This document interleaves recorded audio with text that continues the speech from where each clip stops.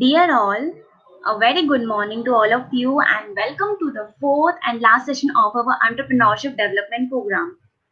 Today for our first session, we have amongst us Maharukh Rustomjee Madam. On behalf of the staff and students of VES College of Pharmacy, we welcome you Madam. Maharukh Rustomjee, a pharmaceutical design scientist, idea innovator and value builder, is the founder and managing partner of Amaterasu Life Sciences LLP, incorporated in December 2016. Amaterasu, a startup India recognized company, is a research company endeavoring to build by developing personal care, health and wellness, as well as pharmaceutical product with a focus on providing solution for unmet consumer and patient needs. Maharukh Madam proven abilities of integrating design concepts and innovation thinking with the rigors of scientific experimentation and scale-up technology development has fueled the growth of Amaterasu. She has a work experience spanning 35 years as a technocrat and entrepreneur with core competency in formulation, research and drug delivery system innovations, phytochemical-based healthcare products, intellectual property, manufacturing, regulatory sciences, and drug delivery business covering all geographic territories. Earlier for 17 years, from 1999 to 2016, Maharukh Madam was co-founder, promoter director and chief operating officer at Rubicon Research Private Limited, India's pioneering and leading contract research and India's pioneering and leading contract research and drug delivery company. She was instrumental in nurturing and building the business from scratch to a valuation in excess of $30 million, that is 200 crores. Maharukh Madam is the inventor of numerous patents, that is 7 granted and 45 pending in the area of personal care, pharmaceutical products, and drug delivery system. At Amaterasu, the research and innovation focus are on topical and injectable product to enhance therapy and patient-centric solutions. Through partnership with institutes and other research companies. Amaterasu has already filed 2 patents in the last 2 years and more are in the pipeline. We are indeed grateful to have such an inspiring personality for our fourth session of Entrepreneurship Development Program. Today, Madam will be putting forth Today, Madam will be putting forth her views on the process of innovation development. Over to you, Madam. Thank you very much, Bhavisha. Good morning to everyone. I'm really looking forward to sharing my thoughts on this topic. It's actually a very vast topic, but I have tried to concentrate on a few critical aspects, which typically as technical people, we don't think of normally. So I thought it would be good to give a very different sort of a thought process and understanding. And so without wasting more time, I think I will start my presentation. And thank you very much for giving me this opportunity to talk to everyone. Thank you. Yeah. How do I share? Just give me 1 second. Share screen.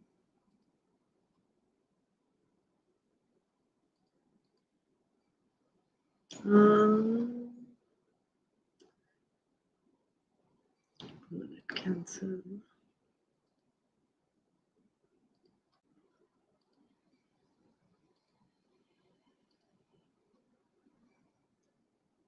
Okay, so is this visible, Bhavisha? Is it visible on the screen? Yeah, okay. Yeah. So good morning, everyone, once again. And I'm going to talk on the process of innovation development and with a focus of how to develop innovation in such a way that it can be commercialized. So the outline of the talk is going to start with global pharmaceutical and wellness economy insights. I'm going to tell you at a macro level, what is the industry all about, what is its size, and what are the growing segments of both the pharmaceutical as well as the wellness economy, because that is really taking on now. I'll give you some very small and very macro level regulatory insights on the different types of regulatory hurdles that you have to overcome to take these products through. Then I'm going to talk about very briefly about innovation development, what is it all about, and more on incremental innovation, because that's what we do a lot in India. Then I'm going to briefly talk about the pathway of research to commercialization and 2 slides about what is the innovation that we do at Amaterasu, just as an introduction. So if we look at the global pharmaceutical market, the world pharmaceutical market total prescription drug sales in 2019 is I mean, this is an estimate. This is a 2018 report figures. And 2019, it's around $900 million, which is almost $1 trillion. But as per the latest estimates, we know that the total prescription OTC total pharmaceutical market in 2019 itself was already 1.3 million trillion dollars. And therefore, it means that we are actually looking at a very, very large market over here. We have, prescription, generics, and orphan, which is the dark blue one. The light blue one is the orphan drug, and the gray is the generics. So you can see that all the market segments are actually growing, but orphan drugs over the last few years has grown dramatically, and it's poised to grow still more and more, because that's where all the big pharmas and all the specialty drug companies are focusing on. So these are the major trend. Of course, generic still remains a very small arm, because the value of the prescription innovator products and all is much, much higher than generics. And therefore, although the volume may be more, you see the value is 140, expected to be around 114 and 24. Now, if we really consider it, the worldwide pharmaceutical market is growing at a compound annual growth rate of only 1.2% between 11 to 17. But now it's supposed to explode because of the growth of all the biopharmaceuticals and the orphan drug therapies. And of course, this year it has exploded because of the COVID therapies and the COVID related health issues. And the launch of novel therapies, including gene and cell therapies, and all the other novelties, like we have seen now the mRNA vaccine, these are going to further fuel the growth. So, and the orphan drug sector is another one which is going to really peak, and it is going to become almost 20% of the market. So this is really a very, very niche area where many big pharma companies are concentrating on. The report also shows that $251 billion of sale are at risk from a patent cliff. Patent cliff meaning that the innovator product patent is going to expire between 2018 and 24, and therefore generic products can be sold or can make an entry into the market. So this is a very big opportunity for companies based in India who are more into generics and incremental innovations, like what we call as abbreviated new drug applications, where we take an old drug and make a new dosage form or a new application or a new indication. And these are, but for the generics market, this is a big, big opportunity. And we can also see that many of the Indian pharmas are taking this opportunity and growing fast. So while growth in developed markets is slowing down, emerging markets are becoming increasingly important, especially China, Brazil, Russia, and India, of course, because this is where the growth is much higher than this 1.2% or 6% which you see in the worldwide or the developed country markets. Now, if we look at the biotechnology versus conventional technology, and if you look, again, this is 2018 report figures, you can see that from 2010, 83% of the market was actually comprising of the conventional technology prescription and OTC sales. And over the years, in 2024, it's supposed to come down to 69%. Whereas biotechnology derived products, which were at 17%, will go to around 31% by 2024. So we are seeing, and we will continue to see more of biotechnology-based products and therapies which will come into the market. However, what is important to note is if you look in 2010, you had around 32% of the top 100 products. So the products which have the maximum revenues, and the top 100 of them, 32% were actually biotechnology derived products. But as you go forward, you see that in 2017, it became around 49%. And in 2024, it is supposed to be around 48%. So it's going to keep on growing. And that's where the growth is going to come. Sorry, it's going to be 52%. And therefore, 52% of the top 100 products will be, so that means 52 of the top 100 selling products are biotechnology products, expected to be biotechnology products by the year 2024. So this is really where the future is. But having said that, conventional products still will continue, because they may not be the top 100, but there are a lot of products below the top 100, and they all are good business and will continue to be good business in the years to come. Just to give you a flavor of the different, therapeutic areas, you can see oncology is the highest with respect to market share as well as with respect to sales growth. So it's growing very fast. It has a very high market, mostly also because the value of the products, each therapy is very high. It is followed by anti-diabetics and rheumatics. These are the other high value products. But what is very important to note is dermatologicals and immunosuppressants are growing at a much faster rate. So they are growing at more than 12%. Here, this is growing. Immunosuppressants is almost growing at 16%. Vaccines is growing at more than 6%. And now vaccines is, I think, going to overtake everything in the next 2 years. So these are all the areas or therapeutic areas which are high growth or have a high market share. And this is where the market is growing. So definitely these are the areas to keep in mind when you are looking at any business plan or future plans. Now let's look at the Indian market statistics. This is the statistics from the Indian Pharma Alliance position paper of 2019. And what it tells us is that in 2018, the total Indian market is around 38 billion US dollars.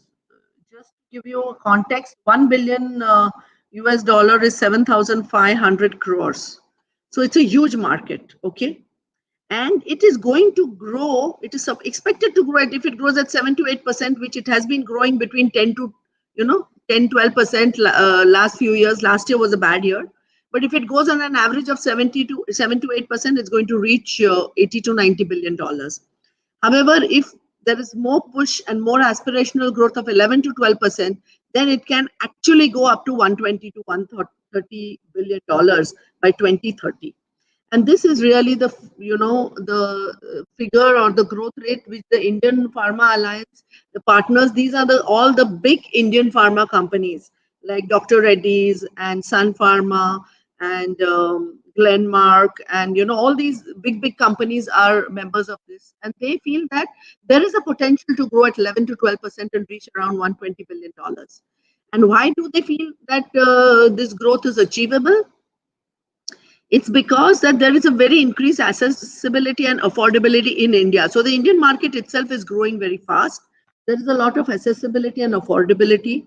Also, due to the explosion of the digital marketing, the tier 2 and tier 3 cities are also, people are becoming more aspirational and more demanding on what they want, and they can get it easily.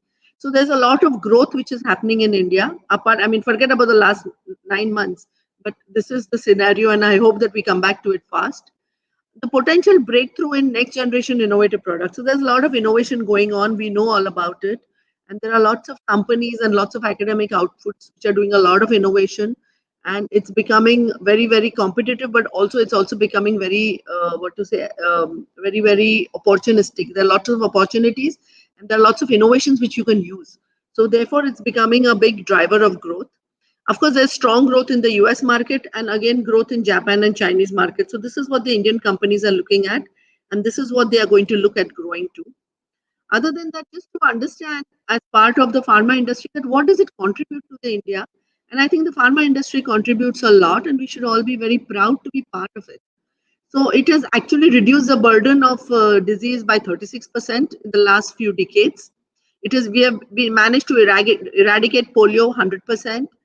The cost of treatment have been 95% for all threatening diseases, life-threatening diseases.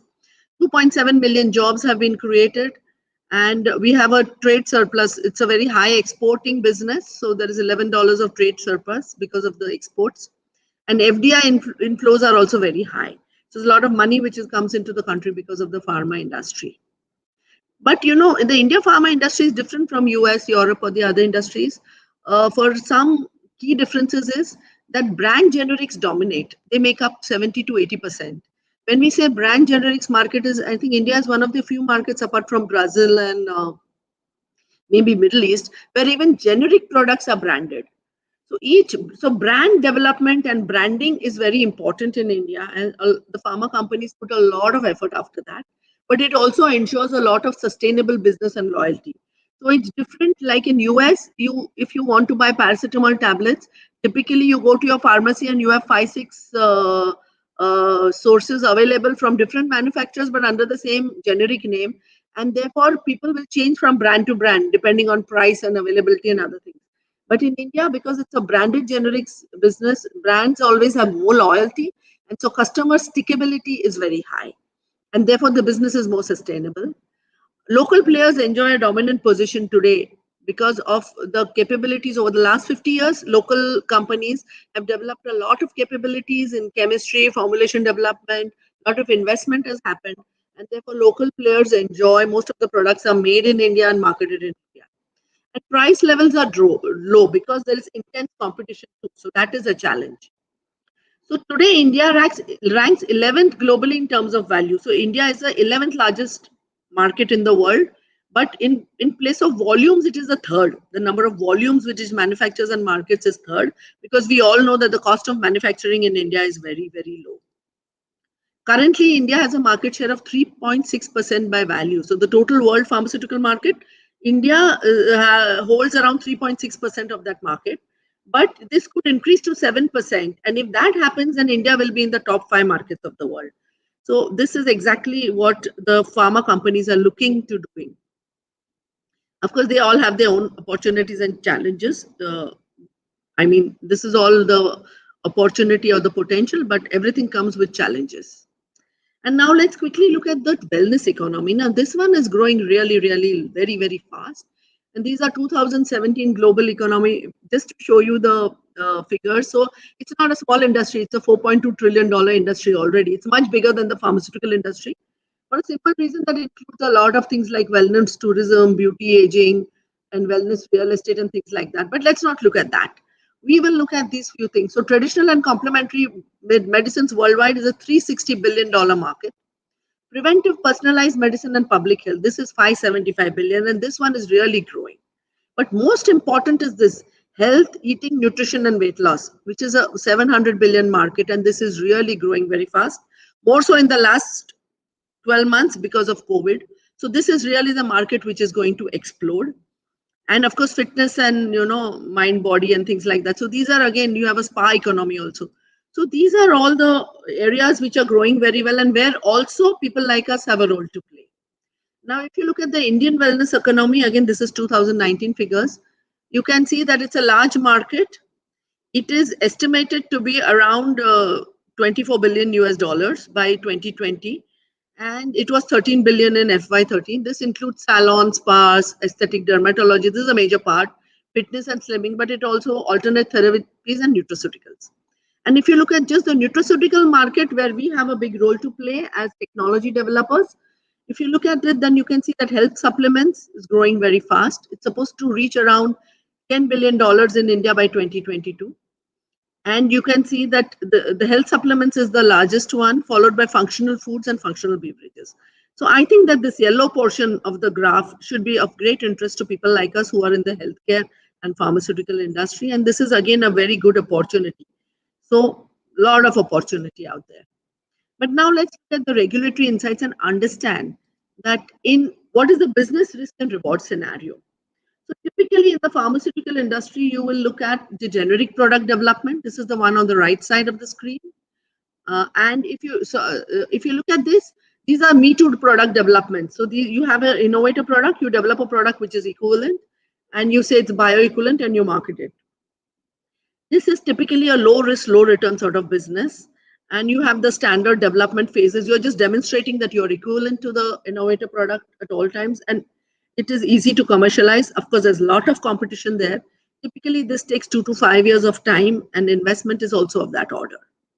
Then the between part is the improved drug development, or what in US is called 505(b)(2), or abbreviated new drug applications. So these are improved or improvised drugs of the existing drug product. So either they are new dosage forms, new route of administration, or new combinations or drug device combinations. And basically you're improving therapy, you're improving patient compliance, you're improving a lot of way the drug is used by using technology. And this is where it is very important, because this is a sort of an incremental innovation. It's not a full-blown new drug delivery research sort of an innovation. It's an incremental innovation, but it is very, very valuable, because here the risk is medium and the return is medium.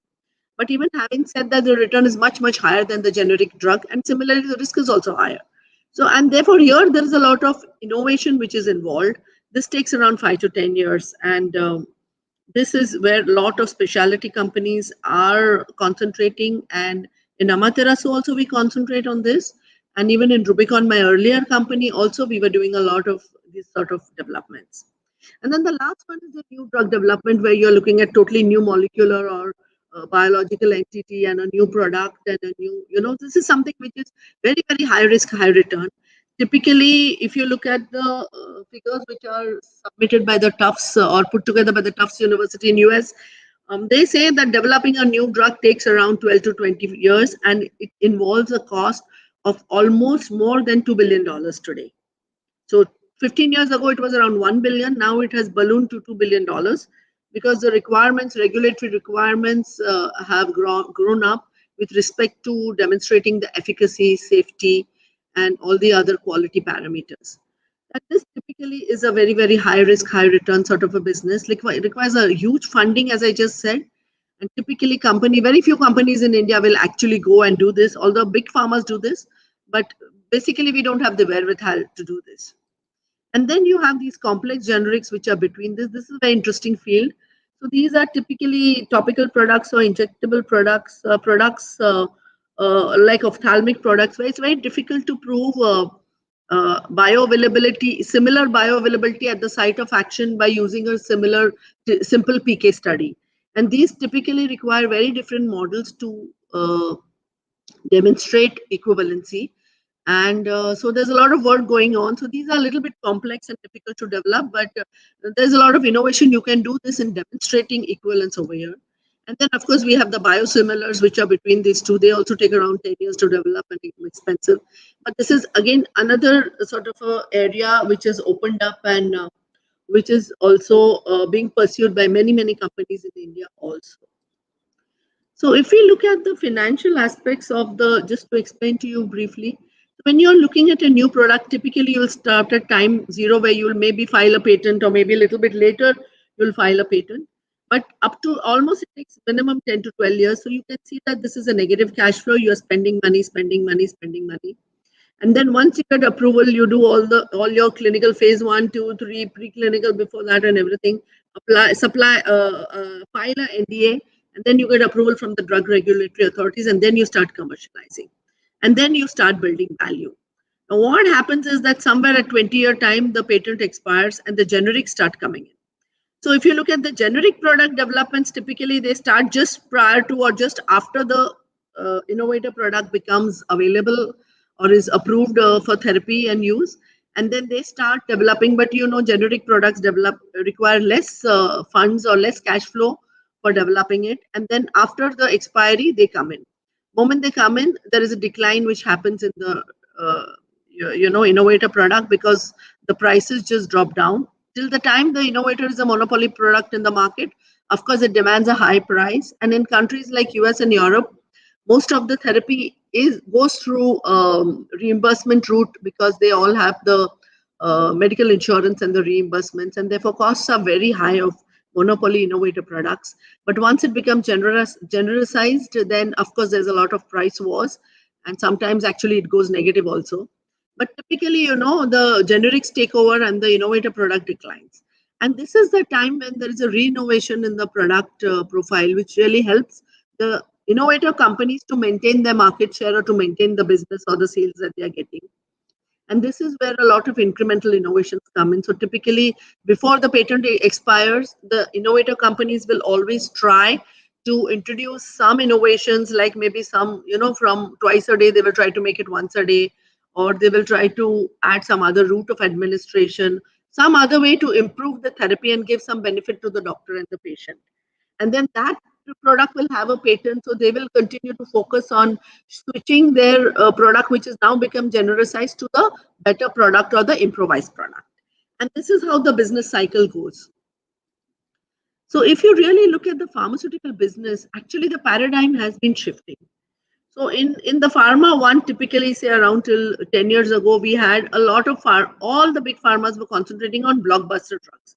They were concentrating on new molecular entities. Then they started concentrating on the new biochemical entities, biopharmaceutical entities. And that's what they have been doing. But over the last 10, 20 years, it has shifted. So you see that there are a lot of companies with diversified drug portfolios. So for example, all big pharma companies also got into the generic company business. They never used to do it 15 years ago, but they are all into the generic business. They have all gone into OTC business. They're trying to switch the products from prescription to OTC so that they can go directly to consumer and market it. And more now, the last is the, even the regulators and even the patient groups and patients are looking at healthy outcomes. So here you are looking at a lot, because there's a lot of health IT going on, a lot of IT enabled health services, consumerism, lot of value mining. So more and more, the person who's going to pay for the product is the patient and the payer, which is the insurance agencies, or in our case in India, it's more the patient. And the focus has gone more from the pharma companies to give value to the patients and the payer. And therefore, there's a lot of patient or consumer centric businesses which are being developed. And this is really where the opportunity is, because that is the realization now, that your final consumer is not really the regulatory agency or the doctors. Of course, clinicians play a very big role in recommending and in endorsing the views of what the therapy is all about. But more and more, the reimbursement companies and the patient groups have become very, very demanding, and so their needs also have to be met. So let's talk a little bit of incremental innovation or innovation development. And like I said, in India, we do more of incremental innovation. So what it does is that it builds on the existing thinking, products, processes, organizations, systems, etc. You are not really doing some breakthrough research over here. But what you're trying to do, if you really look at this example, it's an excellent example how in 1800 the artificial foot started, and how over time it has slowly innovated, to meet the needs of the customer. So again, incremental innovation is all about consumer focus, customer focus, patient focus, and try to see what is that little tweak which you can do, where you can give a big value add to the person who uses your product. But also it means that you can get some sort of a monopoly in the market if you're able to patent it, or if you're able to have a very specialized process or product. Then maybe it gives you for some time an monopoly in the market, and which helps you get good return on your investment. And of course, so these are not dramatic breakthroughs. Like I said, these are routine improvements. And so what already exists, the basic core of what already exists does not change. You are just adding layers of innovation to it to improve its use. And this is very, very important for us to understand this concept and try to look at what we can do in our field, in our country. This is an excellent, I always talk about this example. I think these are very, very small incremental innovations. I call it as the innovation train of good night. And it's a very good example. So they started in 1984 with these mats. I don't know if any of you remember these mats which used to have. So they were electric mats, not burning the coil, but electric mats. And then in 95, they came up with the vapor segment. In 99, they introduced a 10-hour jumbo coil, the coil which you burn all night. And earlier it used to be 8 hour. They introduced the jumbo 10-hour. In 2002, they introduced the 12-hour. And all they have done over here is increase the length of the coil, nothing else. Okay, so it's very simple thing, but the value add they are giving to the customer is, now for 12 hours, my room will be mosquito free. And that is what is important, to understand the customer psyche, to understand what he really needs and give it to him. Then in 2003, they started with turbo refills and silver mats. In 2007, they came up with the active, which is a larger pack, and it became the category leader. Then they started with they added the low smoke coil in 2019 because there were lots of complaints on the smoke issues. Then they came up in 2013 with this advanced flash card. So this is instant get rid of the mosquitoes wherever you are, sitting. So again, I think it was a fantastic innovation, and it really did very well. And in 2014, they added the express system where you can, push a button and get more of the vapor out, so that it just gets rid of all the mosquitoes around you. And in 2016, taking heed of the general leaning of the customers towards naturals and things like that, they came up with this range of natural products. So they have a range of products based on citronella and oil, citronellol, and neem. And they also have these very good patches for children who play out. and things like that, and for babies. And also you can just see the type of innovations they have done. They are the market leaders, and they continue to maintain that status because they keep on innovating. They keep on trying to understand what the customer wants and give it to them. I think this is very important when you're trying to commercialize a product. Understand what your customer needs and give it to them. And here, in this slide, I want to talk about technology, because technology is a real value creator. So let us just understand what are the different facets of creating value from technology. So typically in pharmaceutical products and generics and NDAs, this is very highly regulated. We know that efficacy and safety needs to be demonstrated. Investment is higher, entry barriers are higher, competition is moderate. But on the other side, you also have the natural and traditional knowledge-based products or consumer healthcare products. These are also very attractive to look at because they have very low regulatory needs. Efficacy and safety is well accepted because it's been used in the human population for millions of years. It is much lower investment, very low entry barriers, but intense competition. So this is a problem over here. But I mean, there are solutions to all problems. I look at it that way. So when you look at the role of innovation and technology, there are, of course, the basic therapeutic drivers. So can you give your consumer enhanced activity, improved efficacy, improved patient experience? These are all the therapeutic type of drivers, especially for patients and consumers in the healthcare space, which we need to think of, and this is what we need to debate about when we are developing a concept for a new product. Then, of course, you have the commercial drivers. Can you develop IP? Is there know-how? Can I get some exclusivity? All know-how is not necessarily filed as patents, but can I get some exclusivity in the marketplace? Can I differentiate my product by innovation?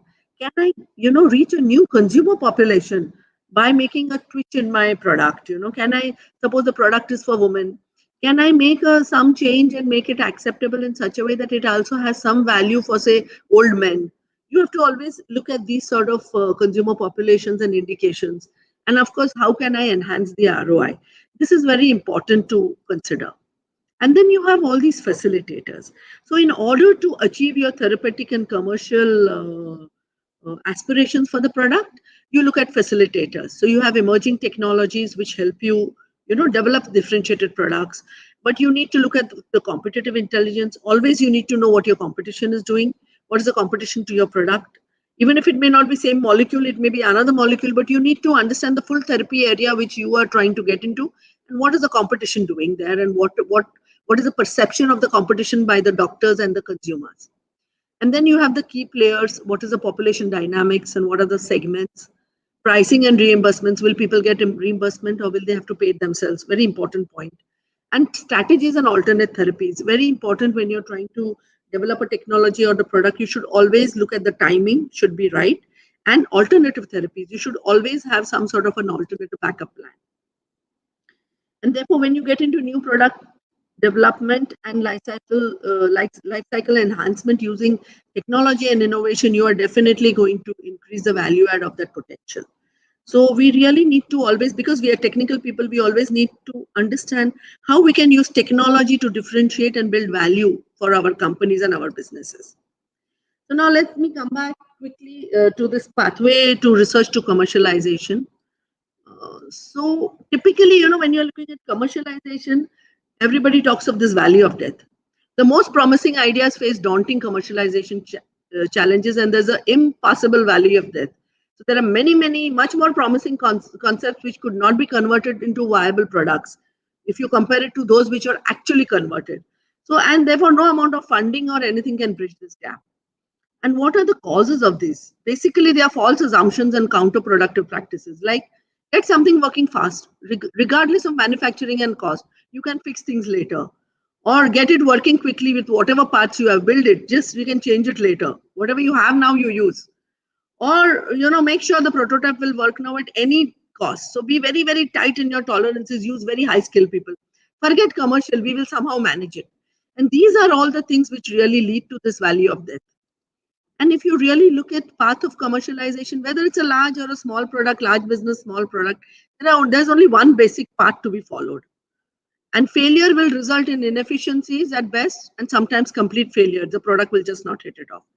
And therefore, you have to follow a plan. If you have a planned approach to developing a product for commercialization, you will dramatically increase the probability or the chances of success. for launching a high profitability, high product quality.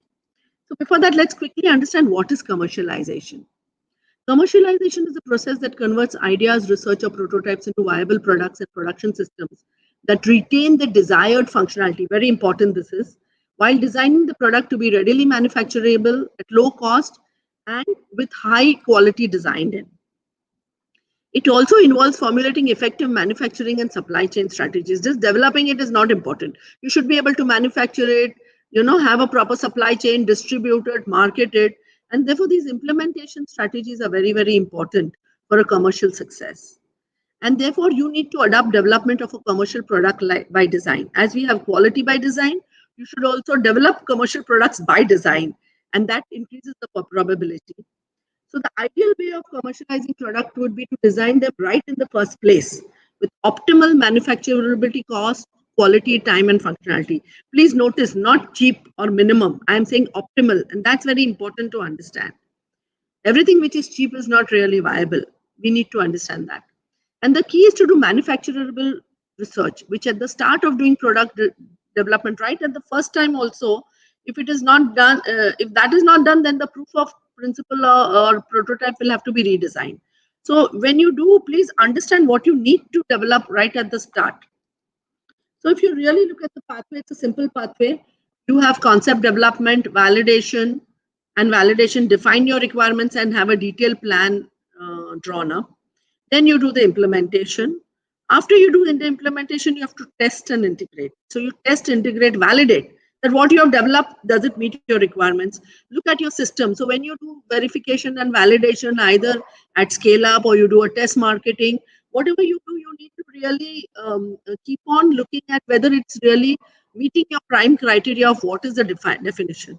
And therefore, the verification and validation sometimes, is a repetitive or iterating process, and you keep on doing it till you reach there. So basically, so let's take an example very quickly. I'll talk. So I've taken a very simple example that suppose you're trying to develop a skin moisturizer. So the first question is, who wants it? We are trying to develop the concept of the product. Who wants it? It could be either of these: dermatologists, consumers, women, children, men, general practitioners, travelers, beauticians. What is it for? Are you going to use it for all-day comfort? Are you going to use it on specific body surfaces? Is it used for specific skin conditions? Then who pays for it? Will the consumer pay? Will the government pay? Will it be reimbursed? What's the pricing? What's the competition?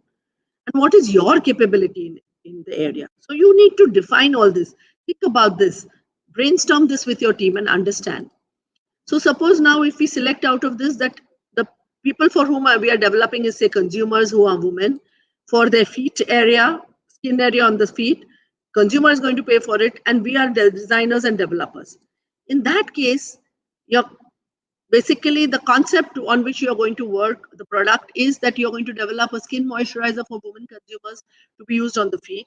Consumers will buy this product. We will design and develop it and manufacture it because that is our company's capability. We will outsource our partner for distribution, marketing, and brand building operations.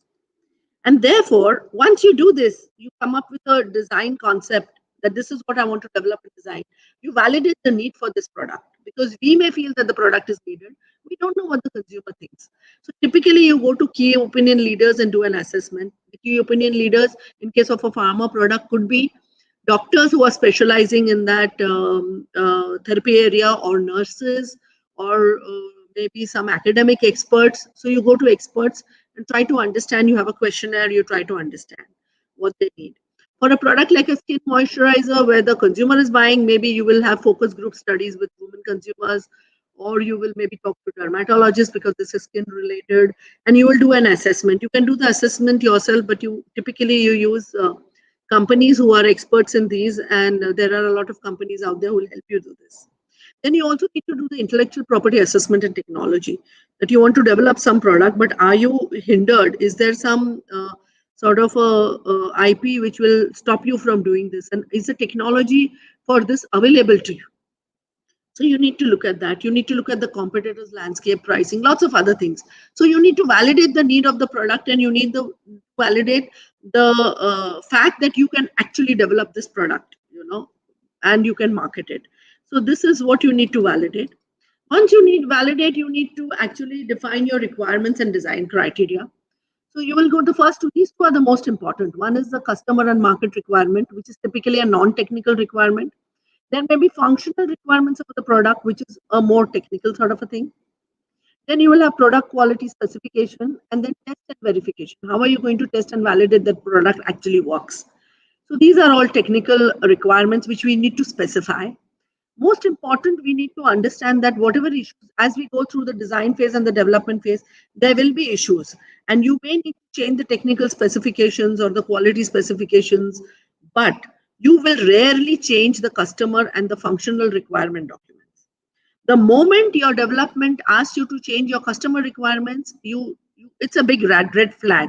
There is something wrong there, because after all that, you're not going to meet your market requirements. So there's no point in developing the product. So please understand this and stick to this. You cannot keep on changing the customer and functional requirements once you have set it and validated it. And you need to do all you can to meet those. So very quickly, we'll go into what are the customer. And so just as an example, okay, you want the woman to skin to feel supple and moisturized. It should be non-greasy, maybe absorbable, safe for daily use, should not have toxic ingredients. Look at the pricing. Maybe you can make it premium or competitive depending on what sort of is your marketing approach. Profitability and margin of the contribution. What are you looking at? What is your pricing and what is your minimum? So you need to put these requirements down on paper and define them. And also geographic areas of interest. Are you going to market it in India? Are you going to export it? In India, are you going to market it only in the southern states, only in Maharashtra, only in Delhi? These are all important requirements which need to be put on paper and defined clearly. Then you have the functional requirements, technical. So, I mean, should it be a cream, gel, lotion, serum? What should be the viscosity, spreadability, to meet the customer requirement? What is the amount to be used? I mean, you want to give a 15-day use pack, a 1-week pack, a 30-day pack? What sort of packing format? It should maintain skin hydration for 8 hours. So this is something which is a technical requirement which you can define. Again, based on whatever assessment studies you have done with the doctors or the consumer groups and all that. Then can you give some new technology advantage? Can you have some new ingredients over the existing competition? And, maybe you need to also look at functional requirements of skin substantivity, means the feel of the product on the skin, and dermatological testing with respect to irritation and all. Do you really need to do that or not? What is the ease of manufacturing and packing? Will you be able to do it yourself or at your CMO? These are all the functional requirements which you need to define. After that, you define the product and quality requirements. So these are the typical product quality requirements. All of us in pharma industry, I think, understand it very well. And very important to look at this: acceptable ingredients and pathway to permission. We need to think about this and define this if we know about it. If we don't know about it, then again, it's a red flag. Because if we don't know how to get permission to market a product, there's no point in developing it. So these are the quality specifications. And again, going by the same, and you have the testing and verification specifications. So, you should try to develop for testing and verification. Here, you're trying to verify that the product which you have designed does what you expect it to do, and it will meet the customer expectations. And therefore, you may look at doing, some sort of human studies. Like for a skin moisturizer, definitely you will maybe do some trans-epidermal water loss, or you will do some other studies, and you really need to put those plans into place. So what happens is that after you have these requirements all listed, the product is defined, it is validated concept, and then you have all these requirements, then the most critical product development is that you need to put down a detailed design and plan. So all these need to be captured in a proper architecture document, so that this simplifies the step. You become very clear of what you need to do and what you do not need to do. And the latter part is very important, because if you can define what you cannot do or what you should not do, it really helps the development team to then focus on what they should be doing. And typically you break them up into, small pieces or small activities, and assign a mix of in-house and outsourced models. So sometimes you do something in-house, you do something external house, and responsibilities and accountabilities for this have to be allocated within the team. You budget for all the development, testing, implementation, your verification activities. So the costs and timelines need to be budgeted, because without that you cannot really work out what the marketing should achieve, or what should be you should achieve during marketing to really get a reasonable return on investment. And you keep an eye on the customer requirement. You have to ensure that whatever you do in the design phase or in your plans, you are not going to impact the basically the customer requirements. They should always be same and they cannot change. So, like I said, you bring into smaller, easier to validate models wherever possible. Assign team and resources for each activity. Create a statement of work for all teams. Clearly define the tasks and reference back to the specification. And any departure, especially if there's a feature creep. Feature creep is something which is very important, and we need to be very aware of this. So what happens is you start with saying, I want a skin moisturizer for women feet. And then somewhere in the middle, the team starts talking, oh, but can we use it on the hands also? So let me use it on the hand also. Let me have a feature of using it on the hands. Or let me have a feature of using it, on the face. And if you start these feature creeps, then it's very difficult, because then the full consumer requirement and concept changes, and all the decisions which you have taken earlier really need to be reevaluated. And if you don't reevaluate those, then you will have a lot of unexpected problems. So you really need to understand if there is a change in the features of the product, and if that is the thing, then you should be document and you should revise the definition so that everybody understands it and there are no unexpected costs and timeline departures. And you have to build a very robust project management team and review mechanism through a stage gate process. Stage gate process is something which, where you have stages and you have gates at each of the stage, where you look at, it can be linear or tiered. There are different things out there, but it gives you a very clear illustration of what the teams are going to bring together to approve to the next step. So at the end of each stage, you have a gate where you document all the set of deliverables. You say what you have done, what you have not achieved. You see whether it is up to the mark and whether it is really ready to go into the next phase or not, or do you need to cycle back into the older phase and correct some things, or take care of some issues. So this is very important, and at each stage there should be a sign off from the full team.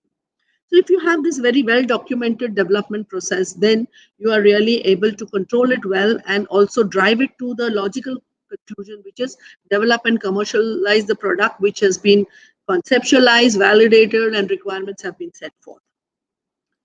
And then, of course, this test, integrate, and validation phase. So here, this once you have implemented and you have already something ready, a prototype or something for test marketing a product, then you need to really look at this integration and validation.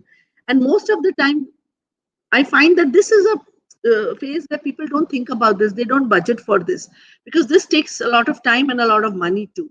So we really need to think about this.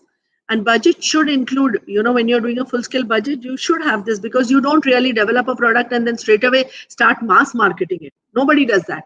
Everybody does a phase marketing, or a phase wise, or a sort of a rolls it out slowly in small pockets and gets customer feedback, tweaks the product again and gets it back. It's only the very big companies, like Pfizer or Hindustan Lever in the consumer space, or Marico, who will roll out cross country or, across the full market. So therefore, this is how you manage it in a better way. And you pull in the models, work created, start plugging it all together and start validating that what you have developed is actually meeting. And successful performance testing will validate the customer requirement and acceptability. And they will support the future marketing activities. Many a times what happens is that at this stage, you really need to maybe tweak the product in, or tweak the pack, or tweak the communication. Maybe the customer doesn't understand what you're saying. And therefore, this is a very, very important, performance testing is very, very important. And we really need to build this very carefully. So when you're looking at, and of course, we have to take it for given, most things don't work the first time. And most of the problems you enter with tie back directly to either mistakes in the specifications or to mistakes somewhere in the requirements. And we need to be very, very critical about these, and we really need to get to the root cause, because otherwise it will get multiplied when you go forward. And then the cost and timeline which it costs you, the money and timeline which you lose is tremendous. So anytime you have any small problems during the process, during the implementation, during the integration, don't ignore them. Please look at them very carefully. Resist temptation to just revise something, quickly. I'll tweak this here, I'll tweak this there, and it will work and go ahead. No, get back into the root cause analysis. Fix the specification, revise the statement of work, move forward again. Only fix it one. Don't break something else in the process. So, for example, in my life, I have seen lots of examples.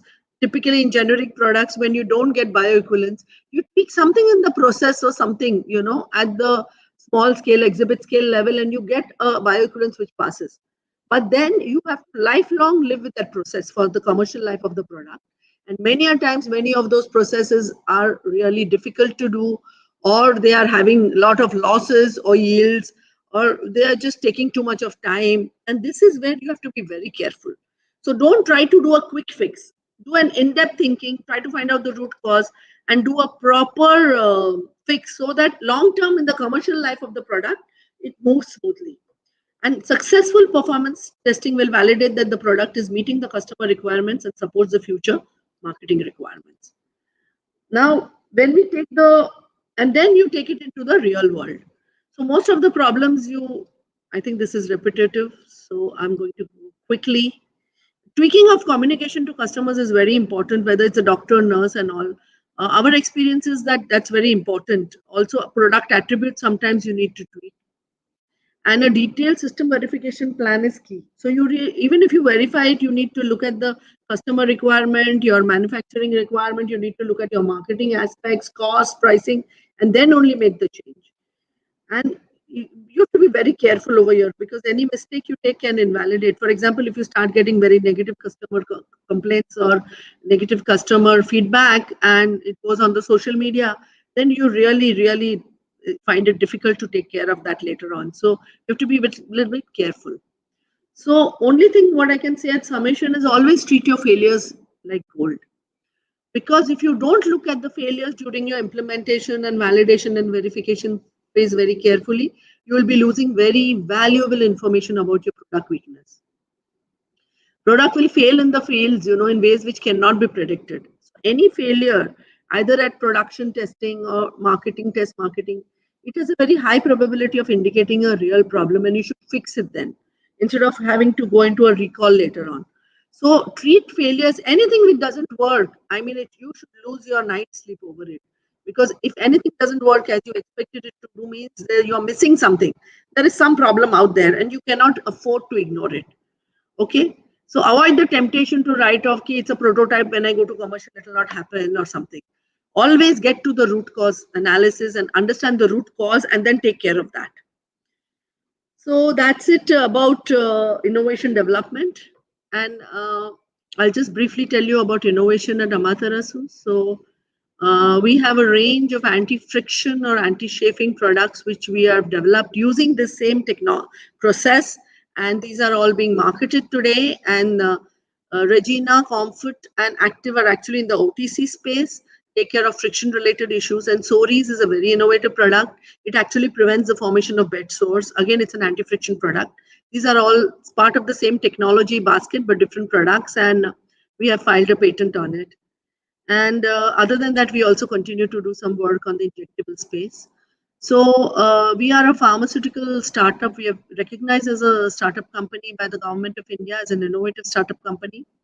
We work on incremental innovations to link the scientific data and knowledge of intellectual property to provide game-changing solutions to specific therapeutic categories. We are basically a research company, and we partner out with different companies to market our products most of the time. So always remember, when you're developing a product from concept to commercialization, it's not a sprint, it's a marathon. And you cannot afford to lose steam halfway through. So you have to have a lot of perseverance and a lot of patience and a lot of hard work. But your eye should always be on meeting your customer requirement. The end is meeting your customer requirement. And that's all I have to say. Thank you. I think I just managed it within the time. Thank you so much. Thank you so much, madam, for delivering such an insightful session on the process of innovation development. We now take up the question and answer session. As of now, there is only one question by Anand sir. Yeah. His question is, Speaking about branded generics, both Crocin and Calpol are paracetamol tablets of same strength by GSK. Why are companies having two brands of same drug? Very simple, very simple. Calpol was the original brand of Welcome, Burroughs Welcome, which was taken over by, acquired by GSK. So they had Calpol brand was always there in the GSK basket. However, Crocin was their competitor brand, which was doing much better than Calpol. So they acquired that brand and they continue both the brands because both the brands have their brand loyalties. So there are people who will take only Calpol and people only who will take Crocin. So what they have done is they have gone and acquired the competition and added it to their basket. I hope I answered the question. Yeah. So thank you so much, madam. It was very great session. So now I will call second speaker for the day is Dr. Aneesh Sheth. Dr. Aneesh has done his D.Pharm from University of Mumbai, followed by MS in Biomedical Journalism from New York University, and PhD in Pharmacology from Weill Cornell School of Biomedical Sciences. He also did his postdoctorate from Memorial Sloan Kettering Cancer Center. He has previous experience of working as Chief Executive Officer and later on the board of the Solution Lab. Since 2015 till date, he is the CEO of Dr. Swe. Dr. Swe is a skincare brand founded on expertise in skin of color. Dr. Seth is a brand which puts together the best of nature and science to create a luxury skincare line for people of color. We are indeed privileged to have Dr. Anish Seth among us today. Dr. Seth will be taking on entrepreneurship development phase. So over to you, sir, and start the session. Thanks, Bhavisha. That's a really kind introduction. So I'm just going to share my screen.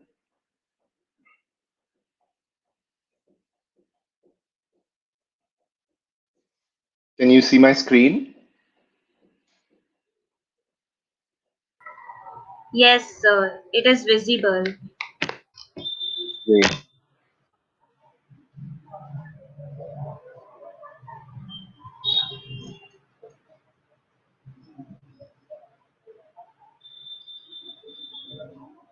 Great.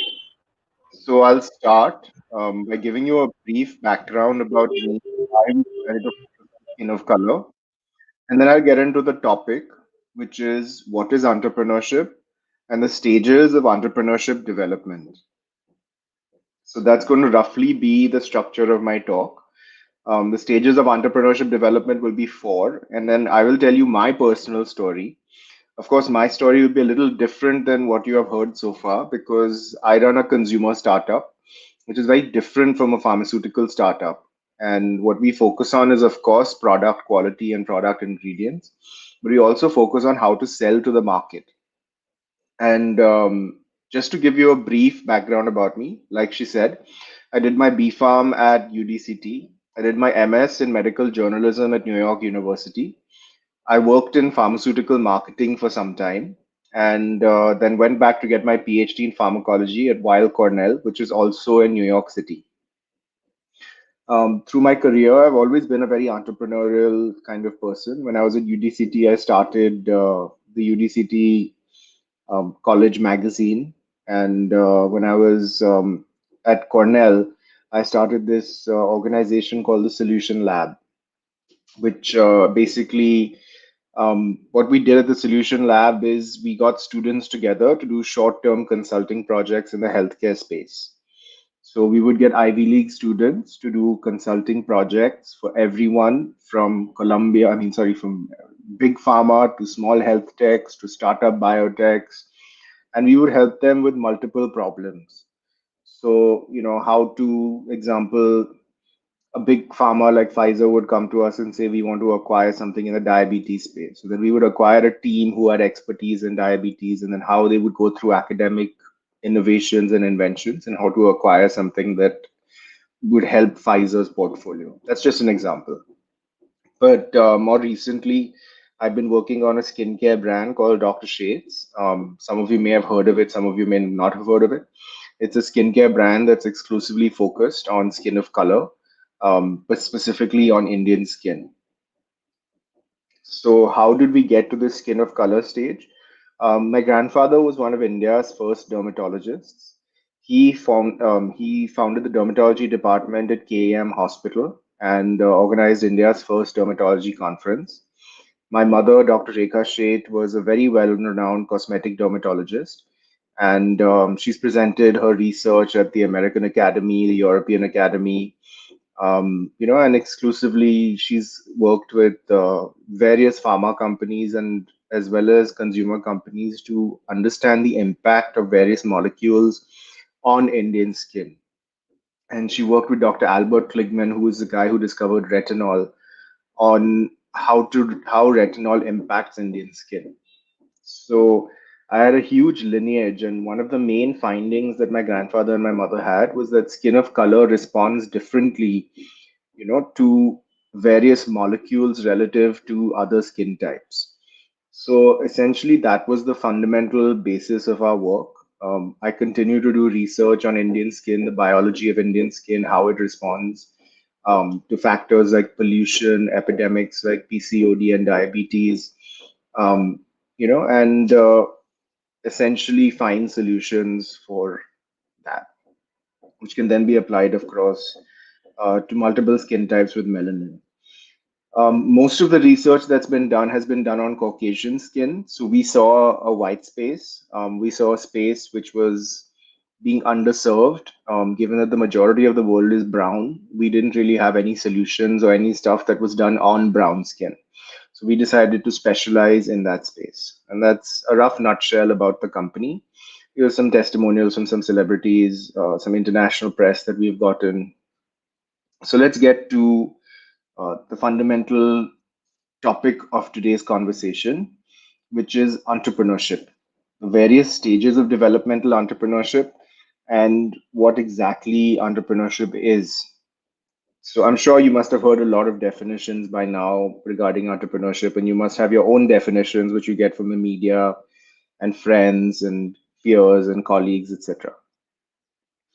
So, what I like to think of entrepreneurship is really like calling it khichdi, because it really is a khichdi of multiple things. I wish there was a straightforward definition to understand what entrepreneurship is, but from an entrepreneur's point of view, it's basically getting the job done. There is no question of, you know, this is not in my scope of work or that is not in my scope of work.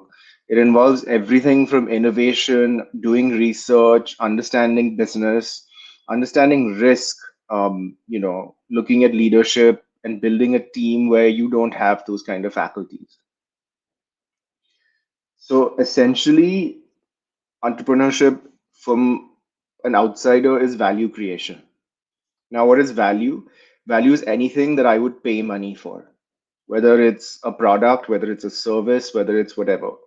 You recognize an opportunity, you get together resources to cater to that opportunity, and you create value, whether that's a product in the market, whether that's looking at a certain service like consulting, or whether it's just like getting people together to do something fun, for which you can, again, you don't have to be paid for it in the form of cash, but you can be paid for it in the form of gratitude, in the form of other opportunities like career development, etc. So I generally bucket entrepreneurship into four categories. So one is political, where you found a new political party, you start a student club, you start a student publication. It's something that you do within a certain environment, like an academic environment or a political environment. Then there's social entrepreneurship, which again is largely categorized into two buckets. One is where you fund a non-profit, like funding for an underprivileged or rehabilitating certain organizations, raising money, donations, etc. And the other one, which is very common in India, is founding a social impact organization. And this is where social innovation actually comes into play. And Social innovation is essentially something like what was the Lijjat Papad, where you get together. So, for example, they got together underprivileged women who were, destitute, and they got them to self-sustain themselves. There's an organization as well called Gandhigram, which essentially takes underprivileged women to create khadi and then make fabric, which they then sell to the end consumer. So at the end of the day, this is both, it has a social angle as well as it has a monetary angle. It's not just exclusively for profit, it's also for having a social impact. Then there's an entrepreneur. And an entrepreneur is someone like, for example, in a company like Google, and they decide to launch Google Maps, they'll put together a team, and that will be an entrepreneurial development for them. And finally, there is a commercial, which is everyone is familiar with, which is wealth creation is the ultimate goal. Whether you're doing a service like consulting, you're doing, a medical service, legal services, you're doing a product, which can be a new technology, which can be, something that's already been created, but addressing it to a different market or marketing it in a different way. That's the most common. So these are the four kind of big buckets of entrepreneurship. So let's dive into what the stages of entrepreneurship development are. And I will just tell you, basis on my experience, what I have come across and how I categorize these sort of things and how they've aligned with my experience. Of course, when I was starting my career, there wasn't really a talk to give me the stages of entrepreneurship development. And a lot of times it's not really linear. So sometimes things happen in a way that organically, and that's the beauty of entrepreneurship. It's just being on the ball all the time, learning new skills. But in a nutshell, if I was to describe the process of entrepreneurship, these are the four phases that I would essentially call. So first is the ideation or the inspiration. Now, this is the fun part, particularly for scientists, particularly for creative people, where you come up with an idea or you recognize an opportunity. You actually figure out, okay, fine, that I can make money here, or like there's something here that's missing, and maybe we should have it. Maybe it's a college festival that every other college is having, but my college is not having. And maybe it's an opportunity then to develop my skills, start it out, and then create it. Maybe it's looking at a product, maybe it's looking at a drug. Like there are, for example, Maharukh ma'am had this issue where she said that chafing was a major issue, bed sores is a major issue, and nobody is addressing it, and therefore she created a product to address the issue of bed sores. Execution is a little more challenging part, where you have a lot of growth, a lot of a lot of business planning, where you actually put things down on paper. Once you put things down on paper, you understand how much money you need in order to make so much, how much money you need to make. It's a process of trial and error, kind of like what we call a pilot experiment, where we do things at an early stage, just in a small way, to demonstrate that there's a proof of concept. To say that, okay, fine, if I'm saying that, X product is going to work for diabetes, then let's try and see if, this actually works. And you basically take a small group of people with diabetics and you try it out with them. And are they willing to pay for it? What has the response been? You look at various numbers to attest whether or not this is actually working. Then there's the growth and scaling. And this part is where you typically raise money, you deal with investors, and you expand on what has already worked and continue to do pilot experiments for other projects where you can expand the business into. And then finally, there's the long term strategy, which is moving through different stages of growth and value creation, which is more like once your company is established, like say a Unilever. If you look at that as an example, they probably started off as a small company where they were making a certain product, then they executed a business plan, they got it a little bigger.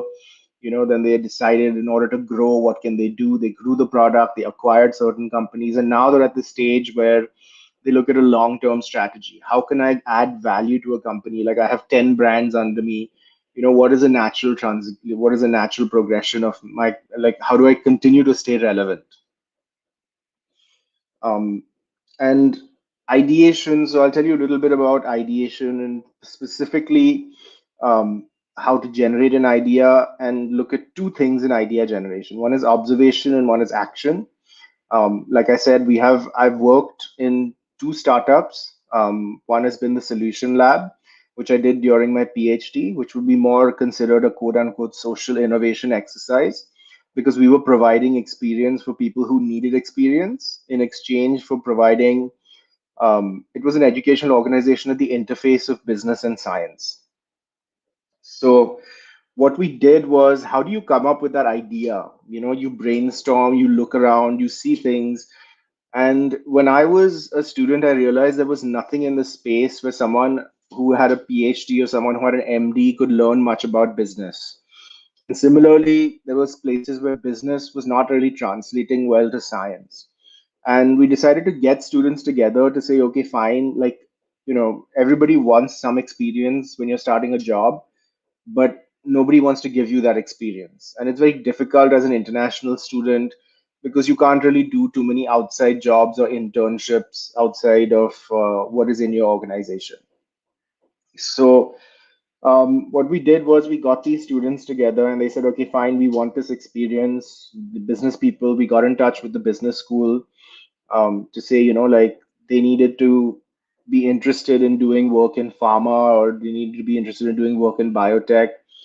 We had PhDs and MDs who basically wanted to be interested in doing work in the business part of things.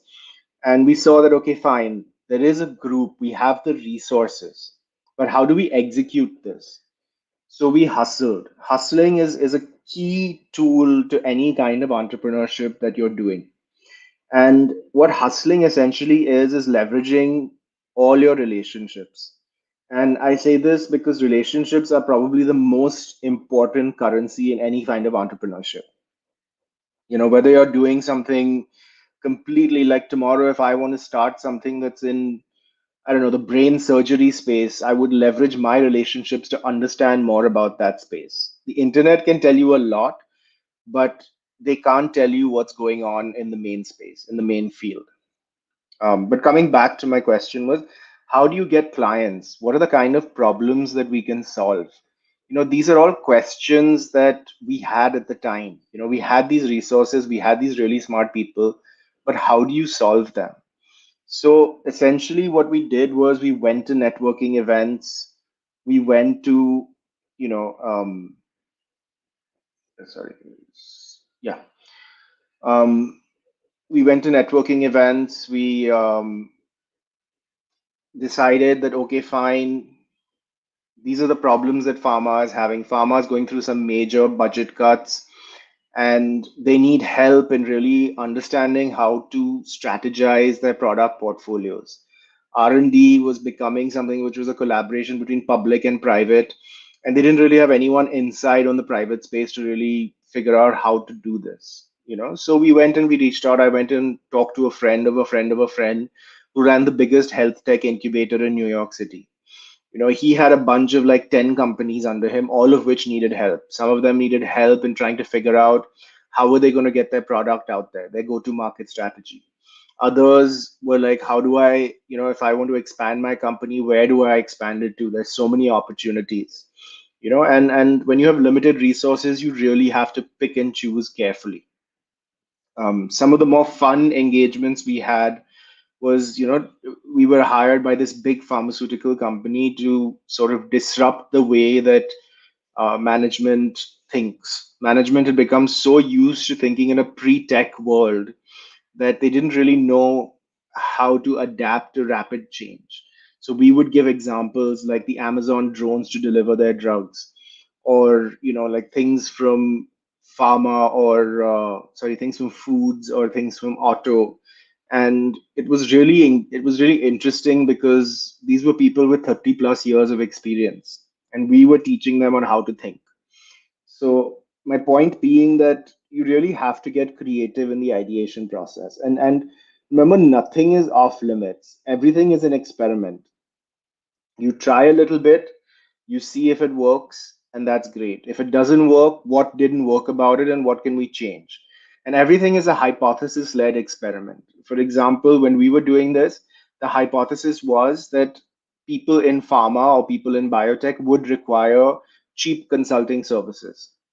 And so we had a pool of people, or the problem was, the hypothesis was that people in business and people in medicine didn't really know how to communicate and work together. So that's how we sort of created the idea for the solution lab. So in Dr. Sheth's was a little very different sort of experiment. And the way that I did it was way more structured than what I did with the solution lab. Solution lab just happened. I didn't really do any reading or any data acquisition to say, okay, fine, there is a need here. We didn't really know the opportunity. Whereas for Dr. Sheth's, I had an idea to say, okay, fine, we recognize that skin of color is a space that is underserved, and that's a hunch, that's a hypothesis. How do you validate it? You look at business reports, you look at trends, you look at different kinds of magazines. What are people talking about? What are they saying is missing? I wish this is, you talk to customers, and so you study that data and trends and you sort of say, okay, fine, this is where I want to position my product. Internally, I looked to my core strengths. I was alone when I started this process. I didn't have a team. What did I have? Like, what was about me that I could leverage through this process? Could I start a clinic? No, because I'm not a doctor. And I did have a few doctors on my team, but not enough that I could start like a chain of clinics. And plus, I didn't have the interest to do it. So you have to pay attention to what you're interested in also. So that's definitely something that you need to pay attention to. Understand what you think your strengths are and how you think they can expand. And of course, there is nothing like entrepreneurship which teaches you what your strengths and weaknesses are.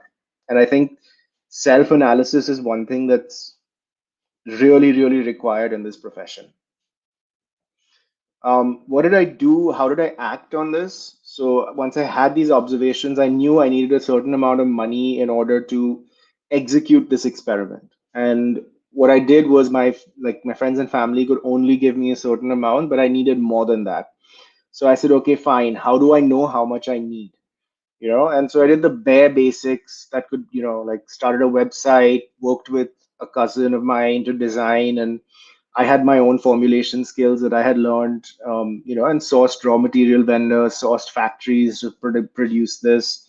Like I had all these places kind of checked out, to say, okay, fine, that this is what I need, this is what I have, and what do I need to take it to the next level?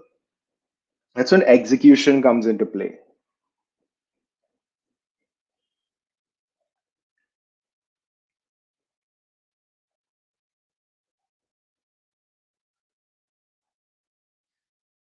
So when we talk about execution, we're talking about you've created your skeleton or prototype, right? Like you've created your first product, you've created your first service.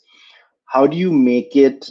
How do you get it to scale? By scale, you mean how do you create multiple versions of it, like to sell it in multiple units, not just 10 or 15. And who do you sell it to? How do you sell it? You need to expand your team because there is only so much a single individual can do. Scientists are very used to working solo, but it's something that I learned is that the team is just as important as you are. And evolution in areas of growth, where can this evolve? How can you grow it?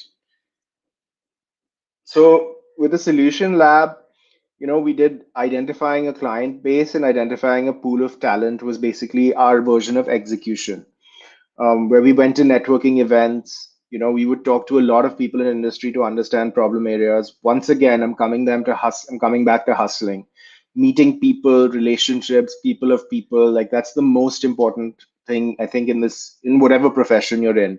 Hustling is really, really important. And then you persuade them to share information for relevant projects. This was the harder part. So people, even if we were giving free service, people were not willing to take it because they have confidential information, and for them it it it was more of a risk to go with us than to give us that information and get the project done. So actually persuading them to say, okay, fine, you know what, these are relevant projects, these are good people, they're smart people, and they're able to actually execute and give you a comprehensive analysis, was part of the challenge. And we had gotten one client, but how do you make that one client into five clients? Like she can give you a reference, but the reference doesn't necessarily become a customer. So you actually have to go way beyond what you're doing and expand that. So one person would do that, and one person would look at more talent to say that, okay, fine, we had if we had, say, five customers, we only had 10 people. Now 10 people cannot cater to five customers if each group had like five people each. So we had to go back to Ivy League colleges in the area, convince them that like this was a better opportunity or just as good as opportunity as the internships that they were getting, and convince them to try this out. Like they weren't really getting paid much for this. It was really something that just kind of happened. Now, Dr. Shades was a much more structured execution process.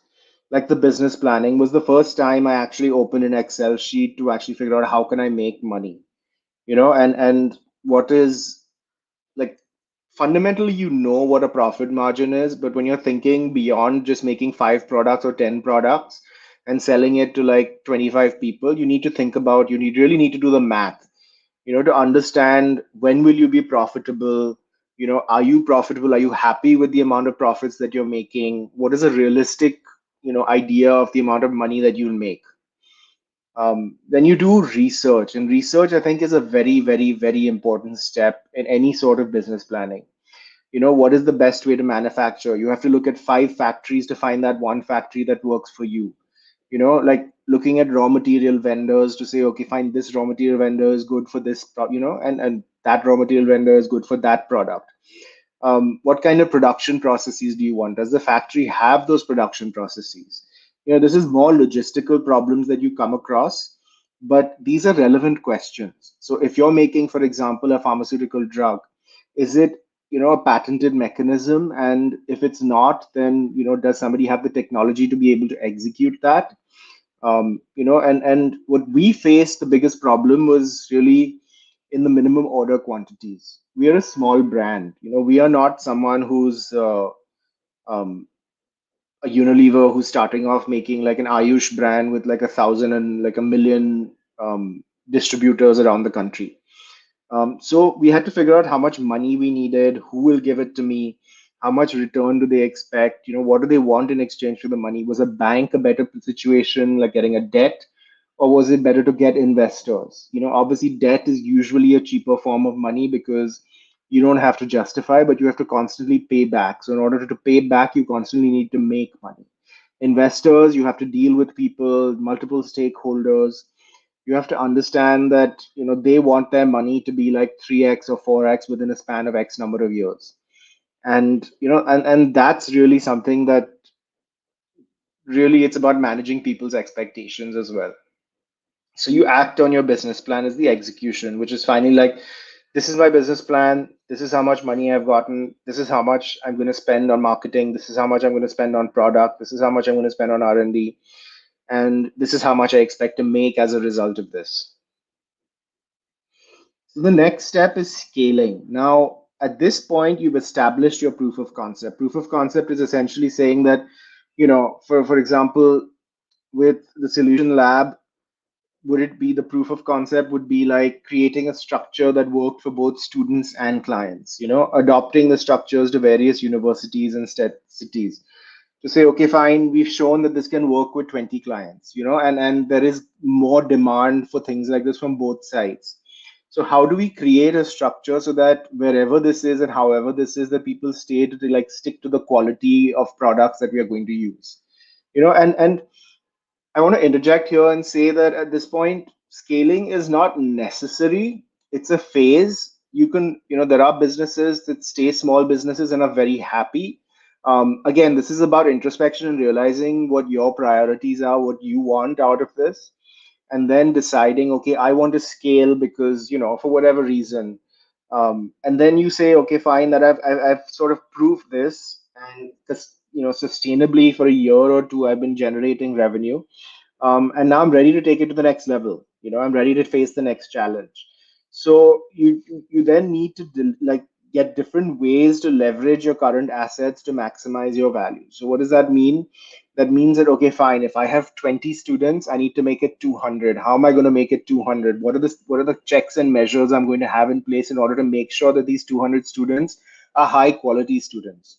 In terms of projects, I need to make sure that they are engaging projects, they're interesting projects, they're not boring, like, just doing a PubMed research. I need to make sure that these things actually cater to both, and service businesses are always harder than product businesses. So that was the situation for scaling the solution lab. Of course, we never actually scaled it. It's only a New York City based operation. But if we were to scale it, this is what I'm saying we would require. Dr. Shades is, again, it was sort of built as a business. To The intention was to scale it, and that would be like, how could you take your revenue from, say, 100 rupees to like 10,000 rupees? What are the things that you would have to do in order to make that possible?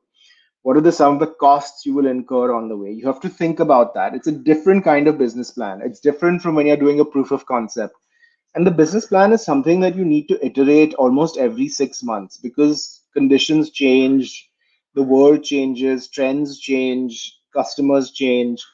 So it's something that you need to constantly you need to be familiar with, and you need to understand and accept that this is, it's a dynamic process until you reach a certain scale.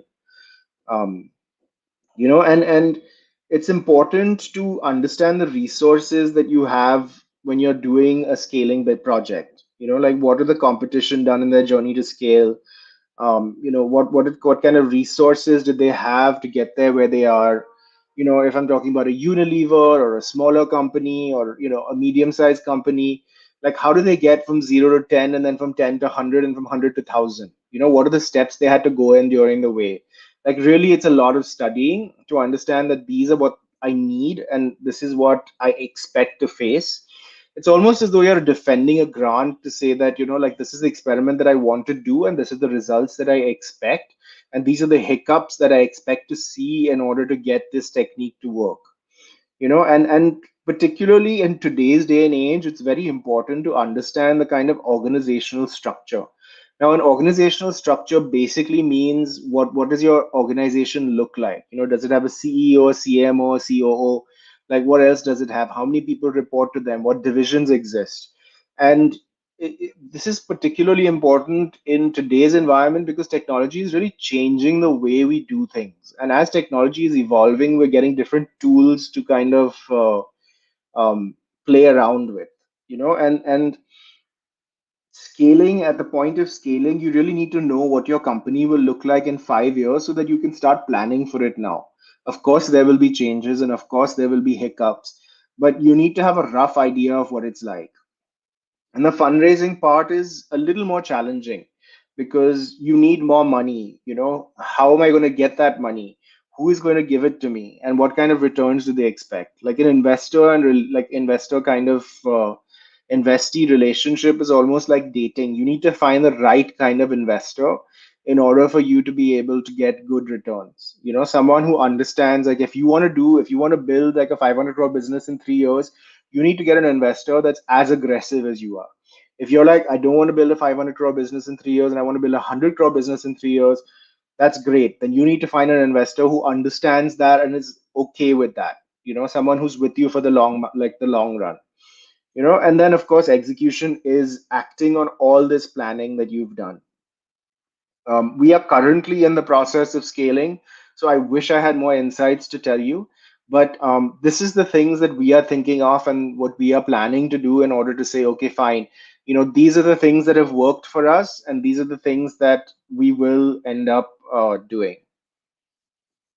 So the long-term strategy is essentially something that, when you're already established, say you're a 100 crore company, or I don't know, if you want to be a 500 crore company, what are the areas that you can expand into? Like, people are never going to be happy. Investors are never going to be happy that you're there, because they've come in at a point when, say that you're at 250 crores, they want to get to 2,500 crores.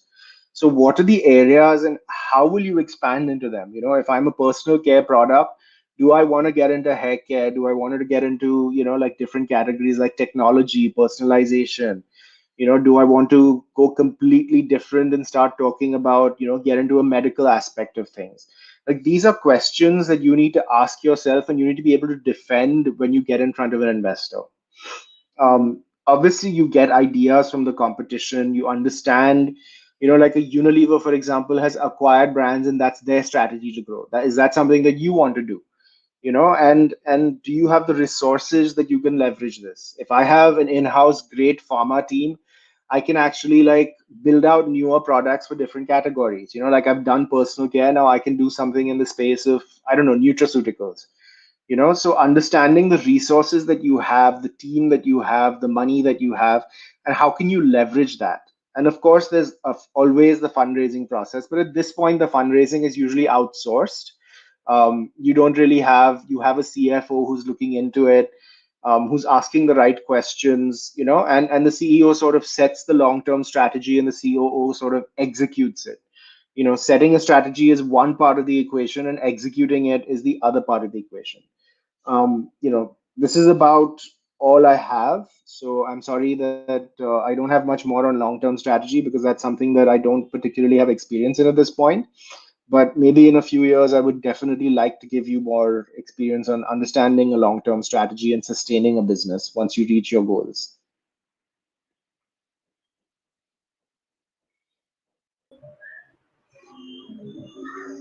Thank you so much, sir, for sharing your experience and share how leadership, career development, and idea generation plays important role in entrepreneurship. We now take up the question and answer session. As of now, there is only one question by Kundan Rane. He is asking, can you please elaborate how to approach investor, what to do to create investors' interest in our business? So that's a good question.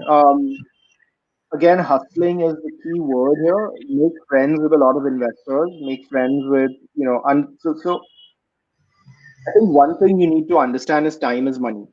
If you are taking up someone's time, whether it's being as a mentor, whether it's being, as an investor, you need to offer them something that's worth their time. Is your idea that spectacular that, an investor would want to be interested in it?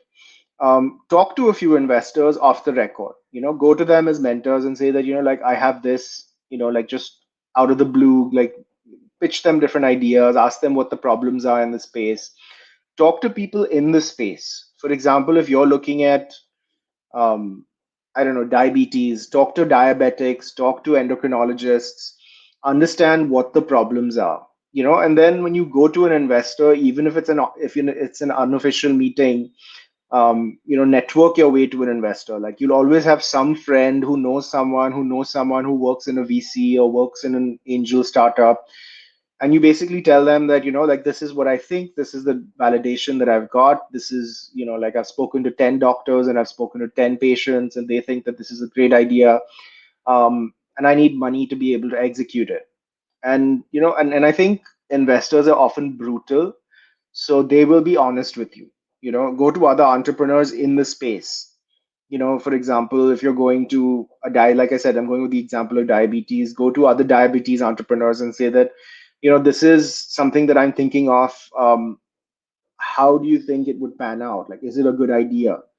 And and you need to make sure you have the entire journey mapped out. Like, not just the idea. Like, an idea will get you so far, but being able to say how to execute the idea is a whole other story. To say that I need, like, $1 million for, I don't know, like, getting the raw materials together, and it's a proprietary technology, and I need to patent that technology, and I need, and you need to have people who have credibility to be able to support your thesis, whether it's your professors, whether it's your um, experts in the field, the endocrinologists you spoke to, something to say that, this is essentially a good idea, and then you can network your way to investors. And data always beats interest. Okay, sir, I hope he got his answer. So now we come to the end of our entrepreneurship development program. I now I now call upon Dr. Anita Aire ma'am to propose the vote of thanks.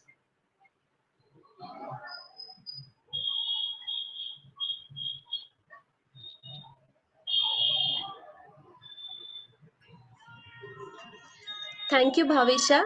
I would like to thank Dr. Aneesh Sheth for accepting our invite on such a short notice and taking us through the journey of Dr. Sheth's and elaborating on the concepts of entrepreneurship development phase. I would also like to thank our previous speaker, Maharukh Rustomjee madam, who gave us some very important tips and tricks on how to convert the existing knowledge into marketable solutions. So thank you, ma'am, and thank you for your time as well. And I would also like to thank all our viewers for making all our 4 sessions of the Entrepreneurship Development Phase success through your active involvement and participation. We hope that the motto of our session, that is to create an awareness about the process of innovation development, the Entrepreneurship Development Phase, the National Innovation and Startup Policies, the concept of IPR, trademarks, patents, and we also took you through the journey of our new policy based on national education. So I hope that all these sessions, they have definitely created some awareness amongst you and motivated you to take up entrepreneurship as a career. So thank you once again. I would like to thank our entire IIC team and the backend team for their active support and involvement throughout these 4 sessions. I would like to thank our president, Dr. Mushtaq Sheikh, our advisor for IIC, Dr. Anil Kumar Gandhi, and our principal, Madam Professor Supriya Shide, for being a constant source of motivation and support throughout. I would also like to thank our management, especially Dr. Jhanna Das Madam and Shri B.L. Bulani ji for their constant motivation.